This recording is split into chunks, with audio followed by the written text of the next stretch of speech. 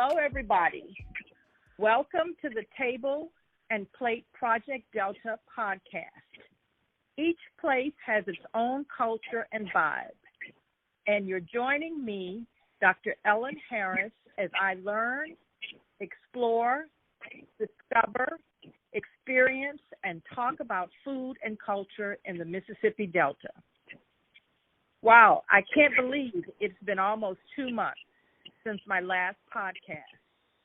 Back then, I said I was testing myself to see if I could move with the flow of what's happening during these challenging times.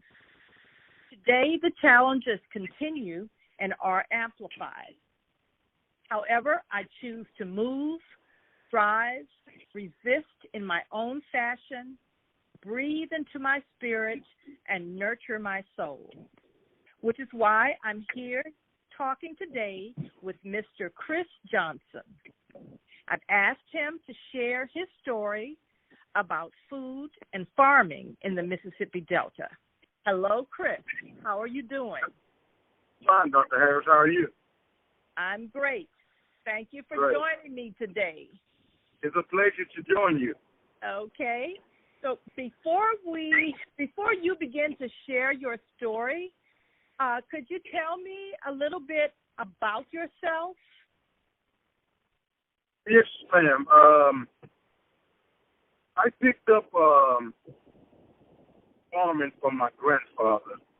As I was growing up, he would farm a few acres he had, and we farmed beans and a little cotton at the time, and so I didn't really know fully about it, but I was learning, and so I just picked it up and I said, I think I'm gonna further my education in agriculture, and so that's what I did. I worked on the summer for different farmers.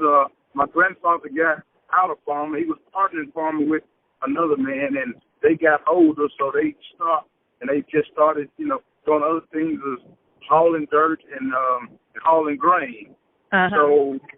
So till his death, he hauled grain. And so during the summer, as I grew up, I helped different farmers. I even helped a air pilot before.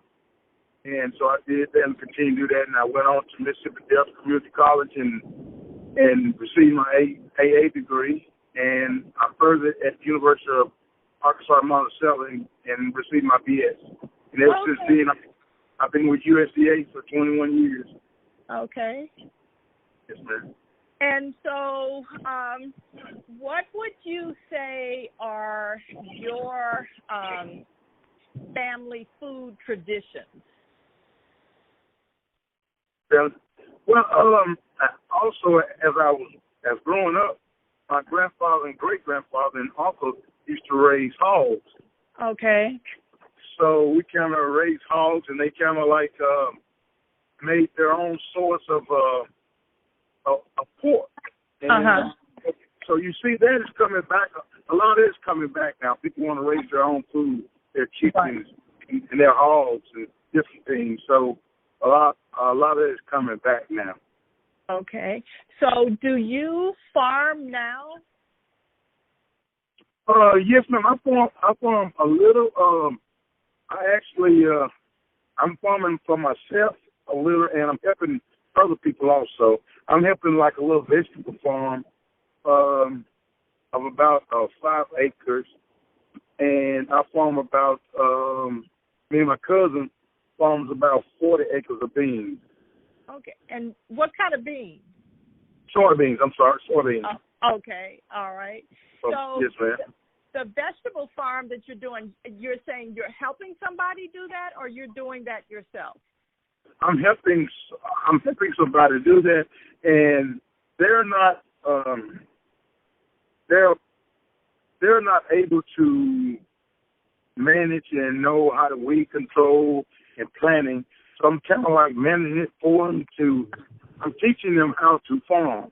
Okay. Right. And I enjoy that. Dealing with different vegetables, and it's a learning experience also for me, dealing with vegetables where I'm used to field crops.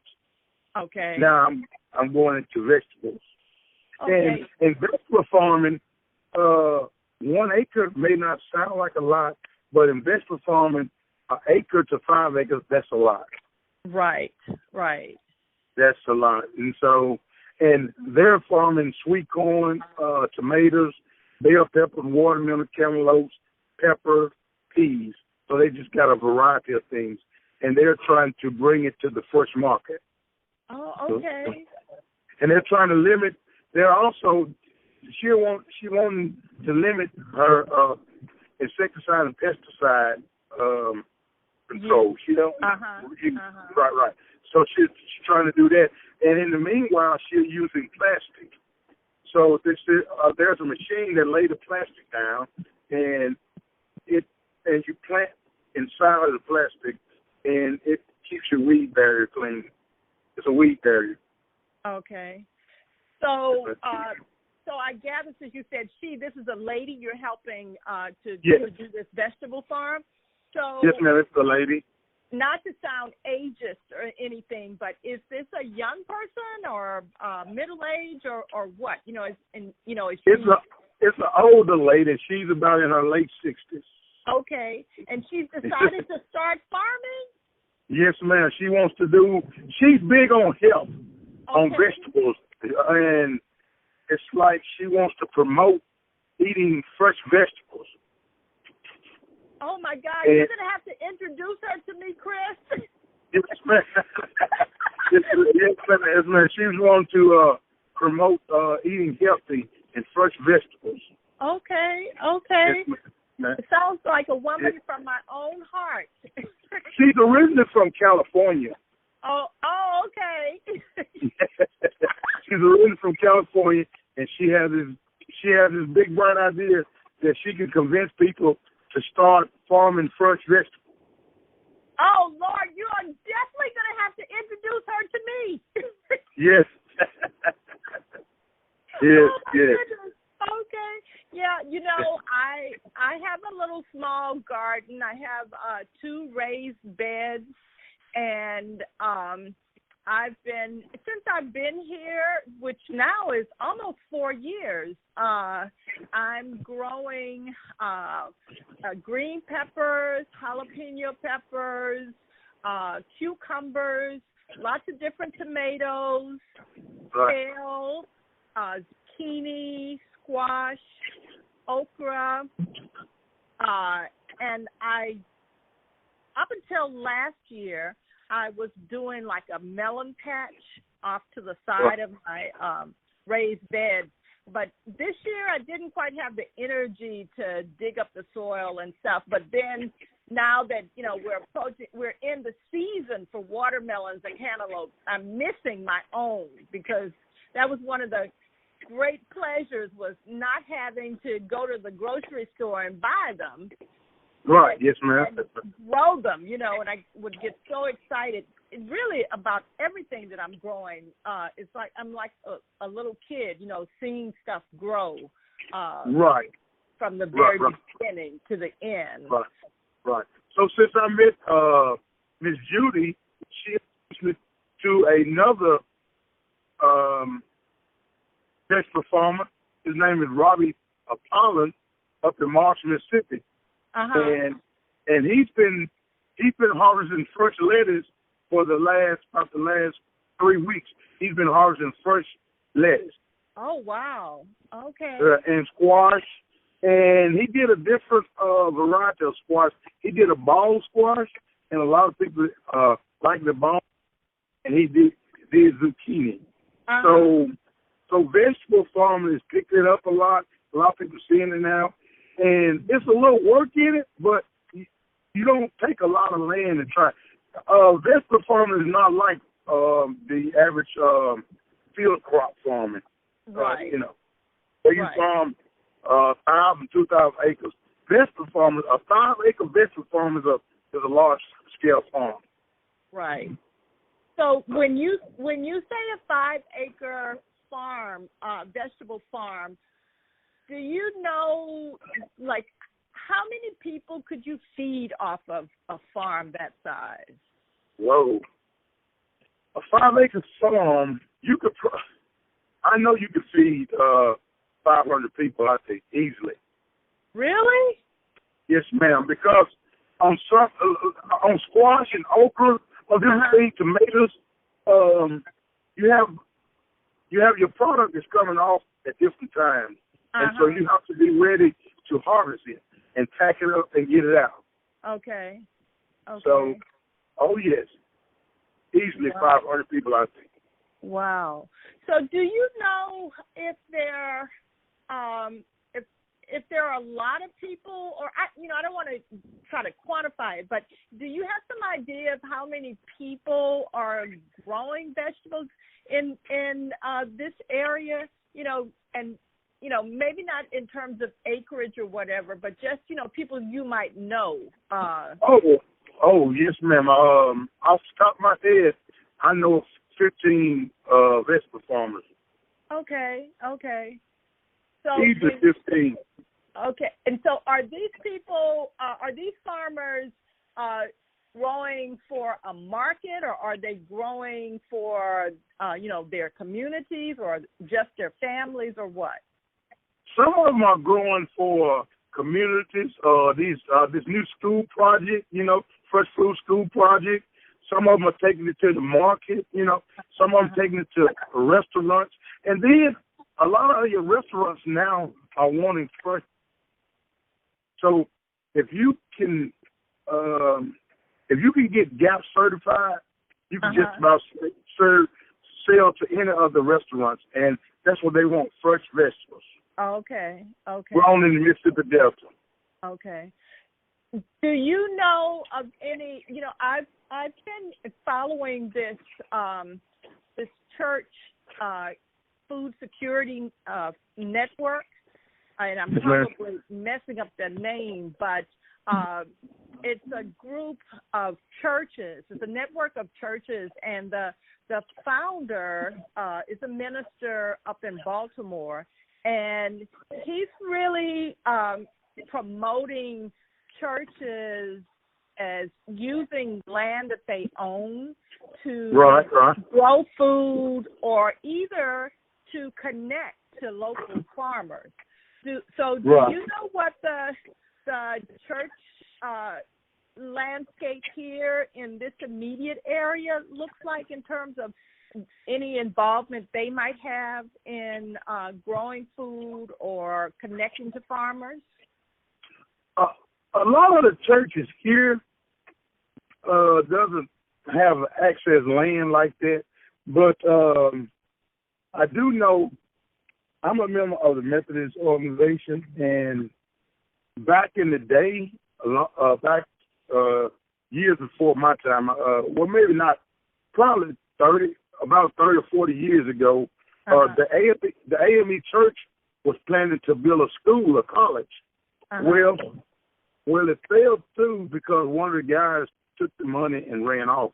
But there was about 200 acres that they had bought to put the college. And they still owns that 200 acres, and they lease it out to a farmer, and he plants soybeans on it. Okay. But there's no church in the area that I know of that's promoting like vegetables or farming, Oh, okay. All right. So that might be an area to look into then. Yes. And I had talked to the bishop about it, about maybe getting some of that land, take some of that land out of lease, and let the church and let the churches do like a small vegetable garden, and that's something different. Right. And it'll benefit the churches. Okay. All right. Well, keep working at that, because I think that would be another avenue for encouraging people to grow their own. Yes, ma'am. Yeah. So, in your own personal family life, are you growing any vegetables? Yes, my youngest daughter, which is 10 years old, with the COVID-19, and there's nothing going on, and she has she has asthma bad, so we have to monitor her. So she wasn't able to go places, and so she told me, she said, "Dad, I want to start a garden." So my daughter, so she planted tomatoes and cucumbers and cantaloupes this year, and I built her some raised beds. I built her raised beds. Yes, ma'am. So my 10-year-old, she has her a nice little garden this year. Oh, okay, all right. And she's growing cantaloupe in the raised bed. Yes, ma'am. Yes, ma'am. I took some 2x8s and built a frame, and I filled it with soil. And she didn't plant them that deep. I made sure she didn't plant them that deep, and so we spaced them out. Oh, okay. And so they should like that. Okay. So have any fruited yet? Not yet. It just started really growing good. Her plants about they just started blooming out with this last rain. Looking pretty good, greening up real good. Yes. Okay. All right. Well, you're gonna have to keep me posted on that. I will. I'll get some pictures. Yeah. Okay. All right. So let me see. Anything else you'd like to share with me about farming or food here in the Delta from your perspective? Yes. I think COVID-19 has brightened a lot of people's eyes, opened their eyes, opened their minds, and you see more people now want to start gardens, and they want to grow their own food, because with the shortage and they don't know which way to go, and they're like, man, I think I need to start a garden. So I've seen more gardens this year than I've seen in a long time.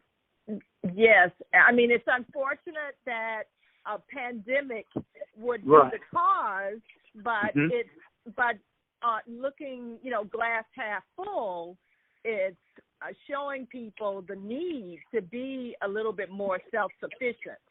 Right. Yeah. Right. Yes. Right. And also, they tell you certain vitamins and the way you're eating, your health, and if you was eating right and you halfway had good health, then you wouldn't have to worry about the COVID, because your body will be able to fight it off. So now everybody running wants to get vegetables, and then there's no vegetables. Right. Yeah. Well, I know I appreciate growing my own food, and I do this thing where I call myself preparing something, and it's like cook what you got, Well, and so I basically kind of create recipes based on what I have available. And it makes you a little bit more creative, and appreciate what you have at hand rather than, trying to seek out something beyond what you have or what you need. And so that's one of the benefits that I appreciate from growing my own food, besides just seeing it grow from nothing, from seed to plant to fruit or what have you. Right. And it's amazing to see a little seed, then all of a sudden you see a nice, pretty green plant. Then comes flowering, bloom. Then you have fruit. You're like, oh, my. It's like, I did it, Yes. I know the first time I saw an Oprah flower, I was just, I was in such awe, and it sounds crazy, but I was like, look at this beautiful flower. I can't believe it, So, yes. Right. And then it's like nature. If you kind of like nature, or if you like agriculture, if you like science, and I tell my kids, I said, it's like science. I said, a plant is like a body. A human body is living. That plant is living, and that plant goes through stages, just like your body goes through stages, And it's like a female plant. A female plant is like a female woman. It puts out babies, That's right, Yep. Well, Chris, I really appreciate you talking with me, and and also sparking some interest in getting to know some of the other folks in the area that are particularly focused on vegetable farming. So we're going to have to talk again offline about that. Yes, ma'am. Yes, ma'am. But any parting words you want to share with me? Yeah, it was a pleasure of doing this interview with you, and vegetables. I'm getting really into vegetables now, and it's fun. You know, it's a little work, but it's a little exercise also. And the outcome blows your mind, and you're like, okay, I need to go bigger now. I'm gonna try this again. You know. Yeah. Right. It's a challenge that you see. Okay, I can do this, so I want to do this again. Then you'll say, I want to do it again. So you'll keep going. Yes. Yes. Well, you keep going. With those last words, you definitely keep going. And I appreciate you very much for talking with me today. Yes, ma'am. All right. Have a good one. You too. Bye-bye. All right. Bye-bye.